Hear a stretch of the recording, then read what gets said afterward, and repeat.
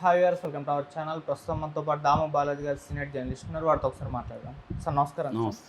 Sir, Bharat Pakistan మధ్య మరోసారి యుద్ధ వాతావరణం నెలకొనే అవకాశం అయితే ఉంది అని అంటున్నారు సార్. అంటే ఇండస్ ట్రీటీ ఏదైతే ఉందో ఆ ఒప్పందాన్ని విషయంలో భారత్ కానీ వెనక్కి తగ్గకపోతే మేము యుద్ధాన్ని డిక్లేర్ చేస్తామంటూ పాకిస్తాన్ నిన్న అనౌన్స్ చేసింది. సో మరి దీన్ని ఏ విధంగా చూడొచ్చు అంటారు? మరి దీనికి మోదీ గారి నుంచి ఏ విధంగా రియాక్షన్ ఉంది?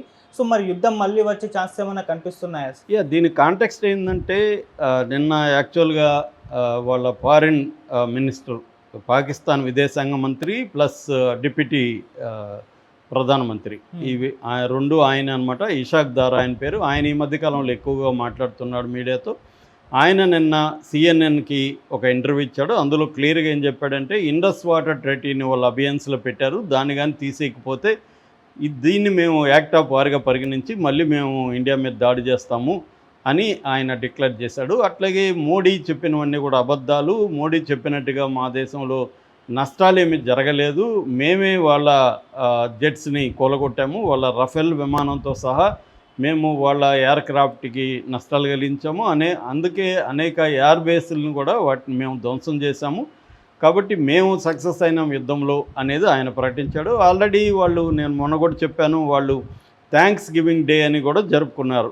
యూమ్-ఈ తష్కర్ అనే ఒక పేరు పెట్టారు దానికి. యూమ్-ఈ తష్కర్ అనేది మామూలుగా ఇస్లామిస్ట్ కంట్రీస్లో థ్యాంక్స్ గివింగ్ డేగా జరుపుకుంటారు. వాళ్ళు ఏ విజయం సాధించినా, వాళ్ళు మిలిటరీ కావచ్చు, పొలిటికల్ కావచ్చు, ఇంకోటి కావచ్చు, ఏ విజయం సాధించినా వాళ్ళు ఈ యూమ్-ఈ తస్కర్ అనే ఒక ఫెస్టివల్ లాంటిది. అది సెలబ్రేషన్, దాని పేరు థ్యాంక్స్ గివింగ్ డే అనమాట. కృతజ్ఞత దినంగా చెప్పుకొని దాన్ని ధన్యవాదాలు, దేవుడికి ధన్యవాదాలు తెలుపుకుంటూ ప్రేయర్స్ అవన్నీ చేస్తారు.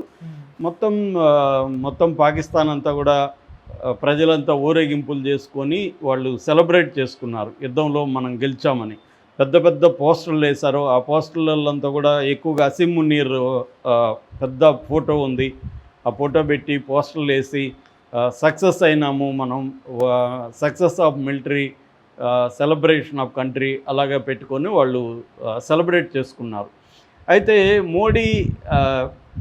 మోడీకి ఒక రకంగా బ్యాడ్ నేమ్ అనేది వచ్చింది. నేను ఆల్రెడీ చెప్పాను. దీనికి ప్రధాన కారణం ఏంటంటే, మోడీకి సపోర్ట్ చేసే మీడియానే ఇవాళ దేశంలో 90% మీడియా మోడీ చేతిలోనే ఉంది. మోడీ అంటే అదానీ, అంబానీ వీళ్ళ చేతుల్లోనే ఉన్నాయి. మ్యాక్సిమం పెద్ద మీడియా అంతా కూడా అక్కడే ఉంది. కాబట్టి వాళ్ళందరూ పాకిస్తాన్ నాశనం అయిపోయింది, మనం క్యాప్చర్ చేసేస్తున్నాం, పాకిస్తాన్ రెండుగా విడిపోతుంది, మోడీ ఆధ్వర్యంలో పాకిస్తాన్ని చావుదెబ్బ కొట్టేస్తున్నాం అన్న ఒక బీభత్సమైన ప్రచారాన్ని చేయడం వల్ల జనమంతా కూడా ఒక ఊపు మీద ఉన్నారు. ఎంత స్థాయి ఊపు అంటే, ఎవరైనా శాంతి అనే పదం మాట్లాడితే కూడా కొట్టేస్తున్నారు, లేకపోతే వాళ్ళని పోయి సస్పెండ్ చేస్తున్నారు, వాళ్ళకి వ్యతిరేకంగా దారుణంగా ట్రోల్స్ చేస్తున్నారు. యుద్ధము అనేదే ఉండాలి తప్ప శాంతి అనే మాటే వినపడకూడదు అన్న పద్ధతిలో ఉన్నారు. సో ఎప్పుడు ఆ టైంలో కరెక్ట్గా మన ట్రంప్ సడన్గా యుద్ధ విరమణ అన్న ప్రకటన ఇచ్చేసరికి అందరికీ షాక్ అయింది. దాని తర్వాత మన విక్రమ్ మిస్రీ ఫారిన్ సెక్రటరీ కూడా దాన్ని కన్ఫర్మ్ చేశాడు. వాళ్ళ డీజీఎంఓ మా డీజీఎంఓ కూర్చున్నారు, చర్చలు అయిపోయినాయి, యుద్ధ విరమణ అనేసాడు. యుద్ధ విరమణ అంటే ఎప్పుడైనా కూడా కండిషన్లుగా ఉండాలి. అంటే ఏ కండిషన్ల వల్ల యుద్ధ విరమణ చేసుకుంటున్నారు ఏంటి అని అవేమీ లేదు, జస్ట్ యుద్ధ విరమణ అన్నారు. మళ్ళీ చర్చలు అన్నారు, మళ్ళీ ఏం జరగలేదు. జరిగాయి కానీ దాంట్లో ఏం తేలలేదు. ఎప్పుడైతే డ్యామేజ్ మోడీకి జరిగిందో దాంతో మళ్ళీ మోడీ రంగంలో దిగాడు. స్వయంగా అతను జాతిని ఉద్దేశించి మాట్లాడాడు. దాని తర్వాత పాకిస్తాన్ ఒక క్యాంపెయిన్ చేసింది. ఈ క్యాంపెయిన్ ఇంటర్నేషనల్ మీడియా కూడా ఇండియన్ ఎయిర్క్రాఫ్ట్ని, ఇండియన్ డిఫెన్స్ సిస్టాన్ని పాకిస్తాన్ ఎయిర్క్రాఫ్ట్లు ధ్వంసం చేసాయి. చైనాకు సంబంధించిన J-17 కావచ్చు, F-10 కావచ్చు, ఇలాంటి యుద్ధ విమానాలు, ఇండియన్ యుద్ధ విమానాలని, ముఖ్యంగా రాఫెల్ని కూడా, ఫ్రెంచ్కి సంబంధించిన రాఫెల్ యుద్ధ విమానాలను కూడా ధ్వంసం చేసింది. S-400 అది వచ్చి ప్రపంచంలోనే అతి పవర్ఫుల్ డిఫెన్స్ సిస్టమ్ వచ్చి ఇప్పటి వరకు S-400. S-500 కూడా స్టార్ట్ అయింది, అది ఇంకా ఫుల్ ఫ్లెడ్జ్డ్గా రాలేదు. సో ఈ S-400ని కూడా ధ్వంసం చేసింది. కాబట్టి ఈ చైనీస్ యుద్ధ విమానాలు ఇప్పటివరకు ఎక్కడా ప్రయోగించలేదు. అనే స్థాయిలో ఇంటర్నెట్ మీడియా కూడా రాయడం, రాయిటర్సు, న్యూయార్క్ టైమ్స్, CNN ఇలాంటి వాళ్ళంతా కూడా చెప్పడం వల్ల ఏమైందంటే మోడీ రంగంలోకి దిగి మావేవి కాలేదు అని చెప్పడానికి ఆయన రెడీ అయ్యారు. అందుకనే నిన్న అదంపూర్, పంజాబ్లో అదంపూర్ ఎయిర్ బేస్ ఉంది. అదంపూర్ ఎయిర్ బేస్లో ఆయన వెళ్ళాడు. వెళ్ళి ఎయిర్ ఫోర్స్కి ఆయన సెల్యూట్ చేశాడు. ఎందుకంటే ఈ వారు ప్రధానంగా పాకిస్తాన్ ఎయిర్ ఫోర్స్కి, ఇండియన్ ఎయిర్ ఫోర్స్కి మధ్యలోనే జరిగింది. LOC దగ్గర మన ఆర్మీ, వాళ్ళ ఆర్మీ కొట్టుకున్నా కూడా ప్రధానంగా ఈ వార్ అనేది ఇప్పటి వరకు ఎయిర్ ఫోర్సుల మధ్యలో మాత్రమే జరిగింది. Pakistan air force, Indian air force. కాబట్టి ఇండియన్ ఎయిర్ ఫోర్సు అల్టిమేట్గా పాకిస్తాన్ ఎయిర్ బేసులు 11 ఎయిర్ బేసుల మీద అటాక్ చేయగలిగింది. ఈవెన్ న్యూక్లియర్ ఎయిర్ బేసులను కూడా అక్కడ కిరాణా హిల్స్ దగ్గర న్యూక్లియర్ ఎయిర్ బేస్ను కూడా దెబ్బతీసిందని ఒక పుకారు కూడా ప్రపంచవ్యాప్తంగా జరుగుతుంది. ఏదేమైనా సో ఎయిర్ ఫోర్స్ విజయంగా ఆయన కీర్తించుతూ ఆయన నిలబడి వెనకేమో MiG-29 తర్వాత S-400 వెనక ఆయన పెట్టుకొని ఆ బ్యాక్డ్రాప్లో ఆయన మాట్లాడాడు జాతిని ఉద్దేశించి. ఆయన చెప్పదలుచుకుంది ఏమంటే వాళ్ళు చెప్పిన వాటిలో అదంపూర్ ఎయిర్ బేస్ని కూడా మేము అటాక్ చేసామని చెప్పారు. So Adampur air base very important, ఎందుకంటే S-400 అక్కడ ఉన్నాయి కాబట్టి. సో అక్కడ బ్యాటరీస్ని మేము ధ్వంసం చేసాము, అదంపూర్ ఎయిర్ బేస్లో ఉండే S-400 బ్యాటరీస్ని ధ్వంసం చేసామని పాకిస్తాన్ క్లెయిమ్ చేస్తుంది. కాబట్టి ఈ మోడీ అక్కడికి వెళ్ళి చూడండి ఇక్కడ ఏమీ ధ్వంసం కాలేదు అని చూపించడానికి, ప్లస్ ఎయిర్ ఫోర్స్కి సెల్యూట్ చేయడానికి ఆయన అక్కడ చేశాడు. ప్లస్ ఆయన ఇమేజ్ డ్యామేజ్ అయింది. ఆ ఇమేజ్ డ్యామేజ్కి మళ్ళీ కొద్దిగా దారిలో పెట్టడానికి కూడా మోడీ రంగంలోకి దిగడం అనేది మనకు కనబడుతుంది. ఈ క్రమంలో మోడీ పాకిస్తాన్ని చాలా తీవ్రంగా హెచ్చరించారు. పాకిస్తాన్ దారుణం ఓటమి చెందింది, వాళ్ళ అసలు కుప్పగూలు చేసాం వాళ్ళ దీన్నన్నింటినీ అని మోడీ ప్రకటించడం మొదలుపెట్టాడు. సో అంటే మిలిటరీ వాళ్ళేమో కరెక్ట్గా మన వైపు నుంచి ఎంత నష్టం జరిగిందో ఎవరు చెప్పలేదు. ఆయన ఎయిర్ మార్షల్ భారతి కూడా కంబాటెంట్ అనే నష్టాలు ఉంటాయి అని చెప్పాడు తప్ప ఏమి నష్టాలు అనేవి స్పెసిఫిక్గా చెప్పలేదు. మన సైనికులు అయితే ఎవరు చనిపోలేదని చెప్పాడు తప్ప యుద్ధ విమానాలు పాకిస్తాన్ చెప్పినట్టుగా లాస్ ఏమన్నా జరిగిందా అవేమి ఆయన కన్ఫర్మ్ చేయలేదు, డినై కూడా చేయలేదు. జరగలేదని చెప్పలేదు, జరిగిందని చెప్పలేదు. జరగడం సహజమే అన్నాడంటే అర్థం జరిగినాయనే కదా, జరగలేదంటే చెప్పేవాళ్ళు కదా. కంబాట్లో నష్టాలు ఉంటాయి అన్నాడు అంటే జరిగాయనే అర్థం. ఏదేమైనా ఇరువైపులా నష్టాలు కొంత అయితే జరిగాయనేది ఇంటర్నేషనల్ మీడియా కూడా చెప్తుంది. సో ఈ క్రమంలో ఇప్పుడు ఏంటంటే పాకిస్తాన్ ఒక తీవ్ర హెచ్చరిక నిన్న చేసింది. వాళ్ళ డిప్యూటీ ప్రధానమంత్రి తర్వాత ఫారిన్ మినిస్టరు ఇషాక్ దార్ ప్రకటించాడు, మేము ఇది టెంపరీగా వార్ ఆగింది కానీ ఇండియా మాత్రం ఏమాత్రం దీన్ని ముందుకు తీసుకెళ్తే ఈ వీళ్ళ అబేయన్స్ అంటే మా వాటర్ ఆపినా మేము దాన్ని యాక్ట్ ఆఫ్ వార్గా పరిగణిస్తామన్నాడు. మోడీ కూడా అదే పద్ధతులు హెచ్చరించాడు, టెర్రరిజాన్ని ఏమాత్రం ప్రోత్సహించినా మళ్ళీ మేము అటాక్ చేస్తాం, మా పవర్ ఏంటో ఆల్రెడీ మేము ఆపరేషన్ సింధూర్లో చూపించాం అని చెప్పాడు. ఆపరేషన్ సింధూర్ అనేది ఆగలేదు అని కూడా చెప్పారు. సో ఇండియన్ పాకిస్తాన్ మధ్య యుద్ధం అనేది పాజ్లో ఉంది అంతే. ఆ పాజ్లో ఉంది కాబట్టి ఎప్పుడైనా దాన్ని బటన్ నొక్కితే మళ్ళీ ఆన్ అయిపోతుంది. అది కంప్లీట్గా ఆగింది కాదు, ఎందుకంటే ఏ రకమైన రిటర్న్ అగ్రిమెంట్ ఇద్దరి మధ్య లేదు.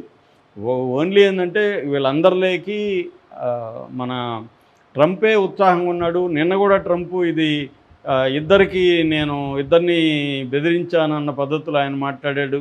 తర్వాత ఇద్దరు డిన్నర్కి కూర్చోండి నిన్న కూడా రియాద్లో జరిగిన సమావేశంలో ఆయన సౌదీ US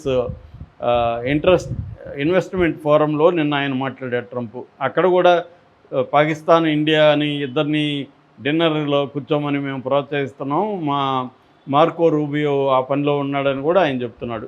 అంటే ట్రేడ్ ఇంపార్టెంటు, భారత్ పాకిస్తాన్ కూడా ట్రేడ్ చేసుకోవాలి.